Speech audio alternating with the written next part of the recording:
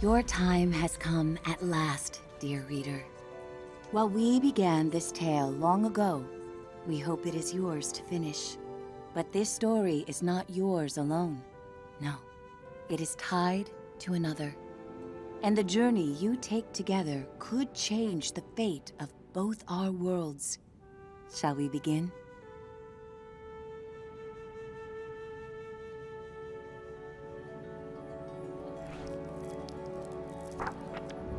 They called it the Cinder Night. What came from those dark, starless skies would change the world of Moss forever. The peace that had settled across the land was broken by an unconquerable nightmare. And that night, the animals nearly met their end.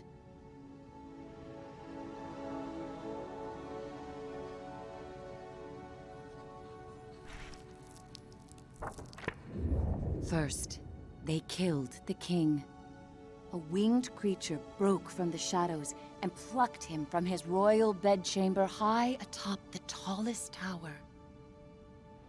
Next, the serpent Sarfog and the armies of the Arcane tore up from the underworld. They ravaged the castle in search of that which gave the king power beyond understanding. One of the fabled glass relics.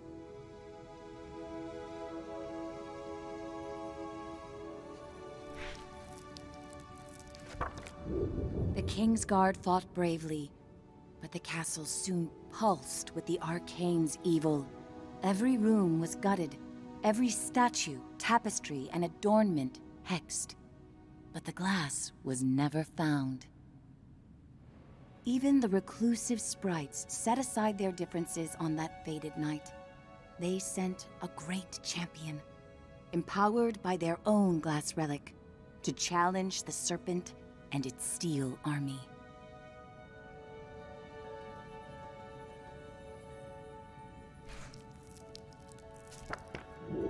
Meanwhile, Sir Argus, commander of the King's Guard, led the survivors west through a temple long abandoned by their ancestors and far away from their newly risen enemies.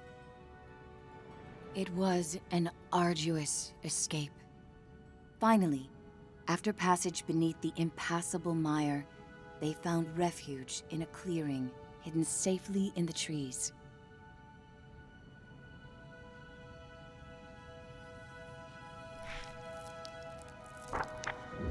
Argus charged back to join the sprite champion at the mire's edge.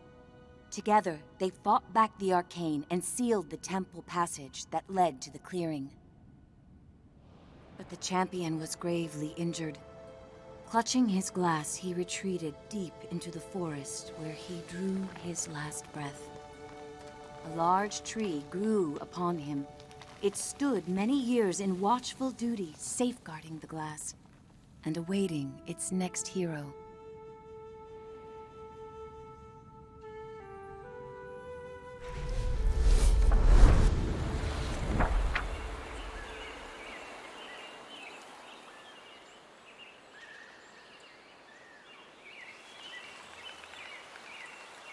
That hero, albeit an unlikely one, did arrive at a time she'd be needed most.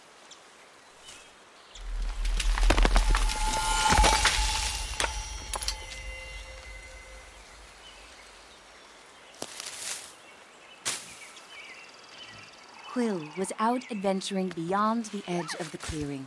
Dusk was creeping in, but she wondered what she might find if she went just a little farther.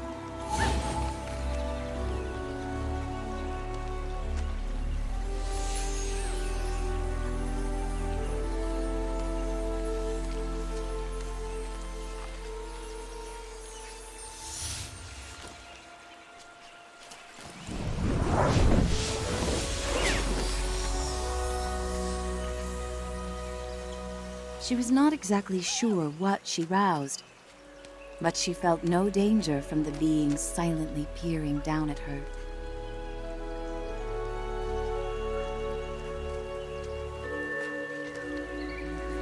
Quill had to hurry. The village gates would soon close, and night would follow.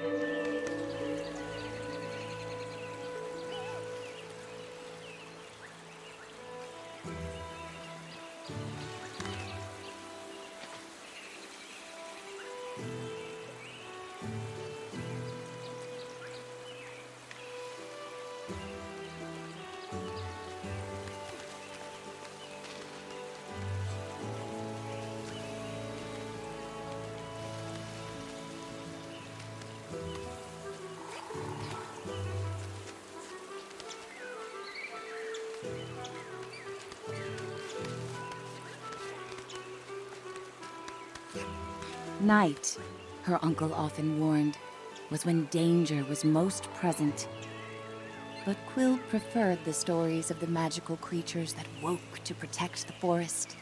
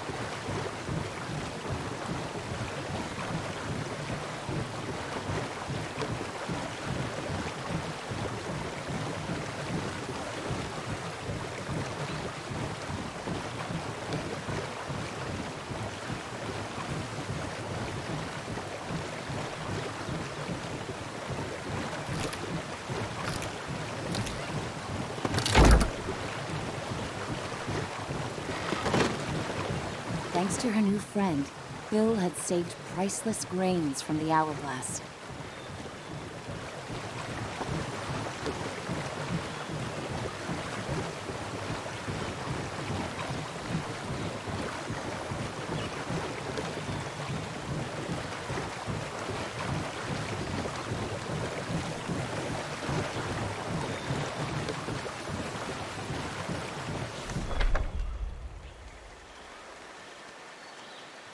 She raced to the door of the cottage she shared with her uncle, hoping once he saw her discovery, he'd lose himself in tales of its legend.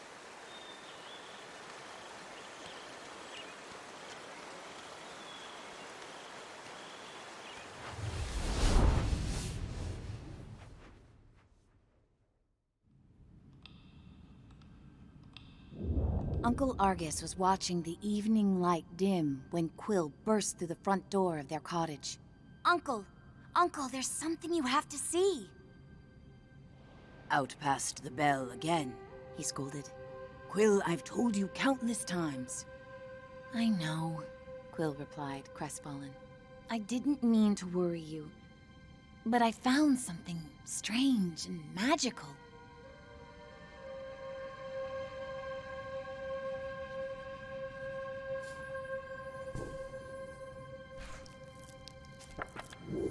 Quill's hands trembled as she showed him the glass. What is it? She asked. A look of panic spilled over her uncle's stoic exterior.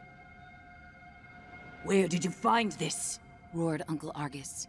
Quill had never seen her uncle so shaken.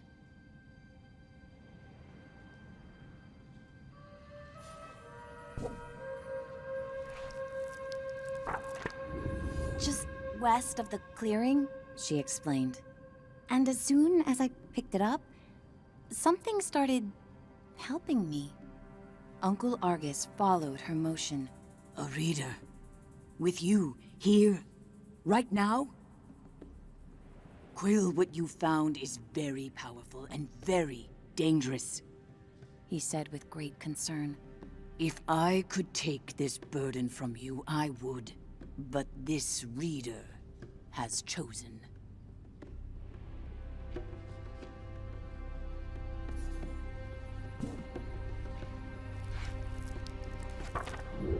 Even with the moon full and bright, I must go right away. Quill pressed. Where are you going? I can help. We can help. No, he snapped. They'll find you and tear you apart. I have to go alone.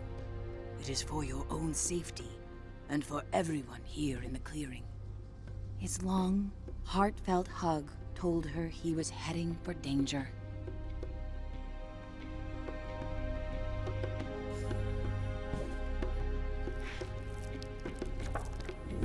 I'll be back before midnight.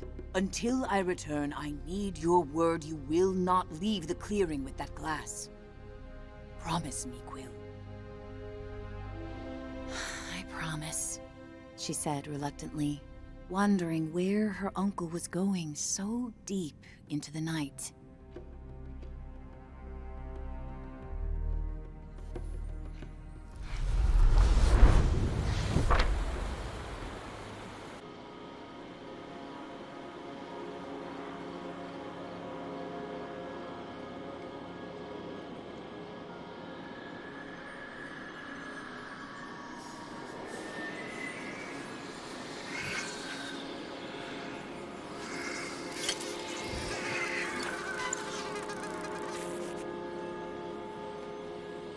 Hey, kid! Kid! Wake up! Hey, kid, over here! I know where your uncle went. I can show you. You're twofold now, very important. Bring that glass, and your sidekick too. We're going to need them. Quill called out. Hey! Starthing, wait!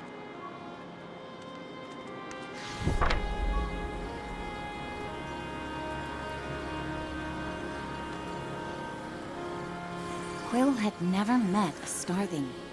In campfire stories, They often meddled in the lives of mortals. And when they appeared, mischief followed.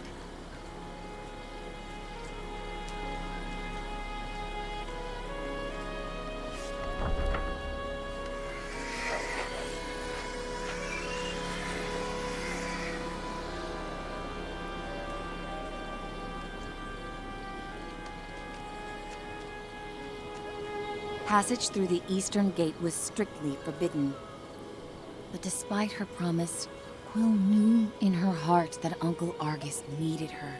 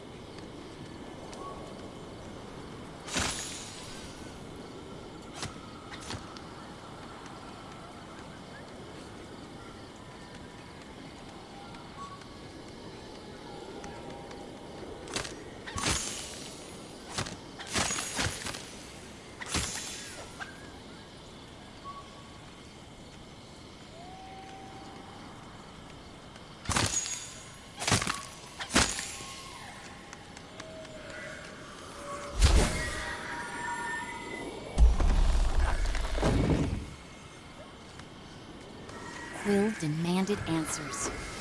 Starling, you can't just barge in here with your riddles. Where is he? What do you know?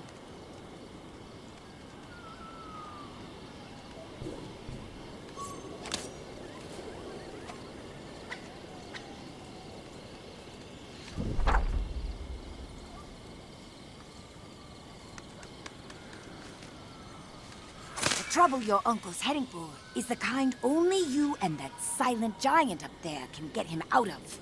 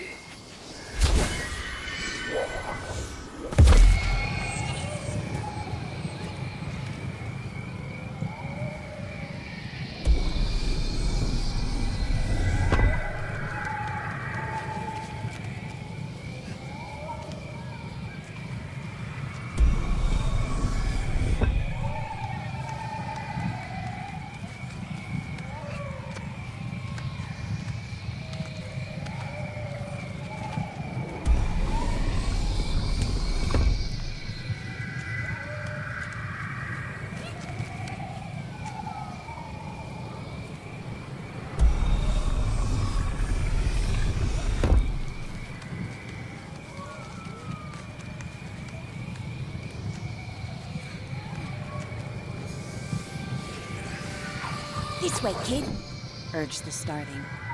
And don't forget to tuck your ears in.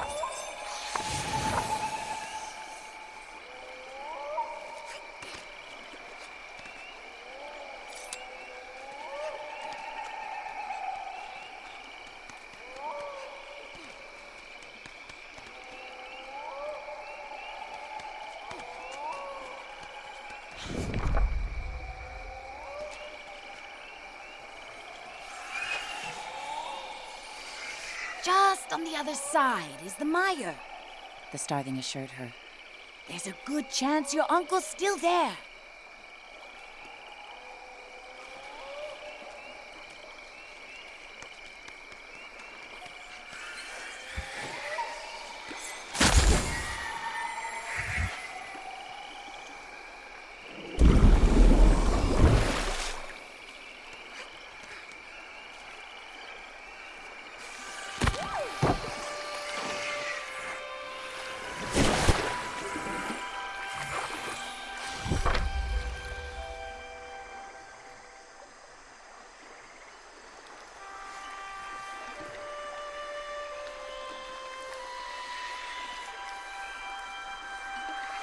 Did you hear that? The starling seemed anxious. I've ruffled enough leaves in these parts. I can't be seen with you. I'll catch up with you later. Just don't go and die on me.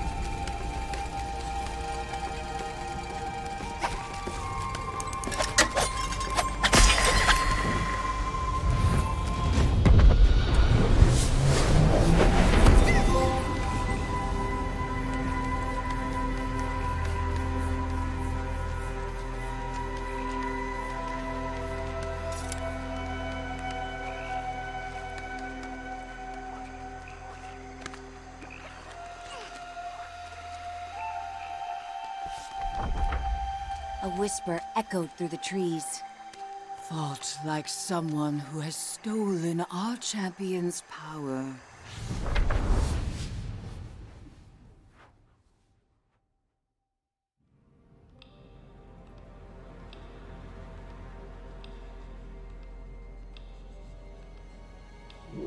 A small, yet fantastical band of sprites emerged, surrounding Quill. I'm Veda, root seer of the mire, and you have crossed into our domain.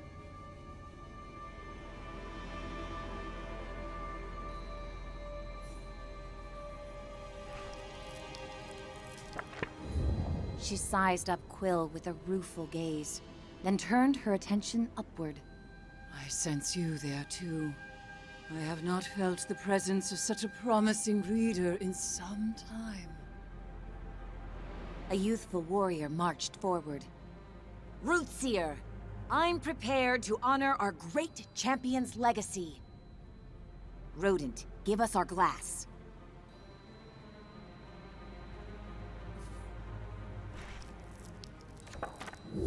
Quill stepped closer.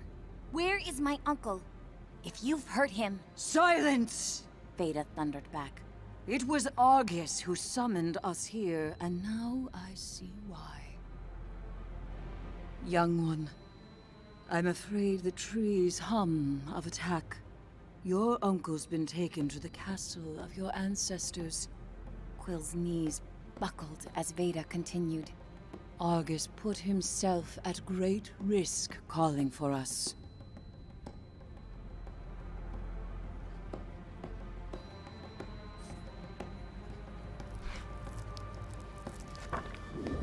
Your uncle once took a solemn oath to protect the glass of your fallen king. He is the only one left who knows where it's been hidden. The Arcane have long sought to wrest that knowledge from him. And you dare to cross into the mire with our glass? Sarfog will soon burn through this forest looking to tear you and your reader apart. Unless, of course, you find them first.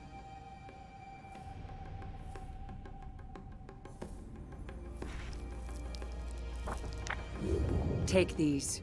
Weapons made for the mighty champion who died so that your people could live.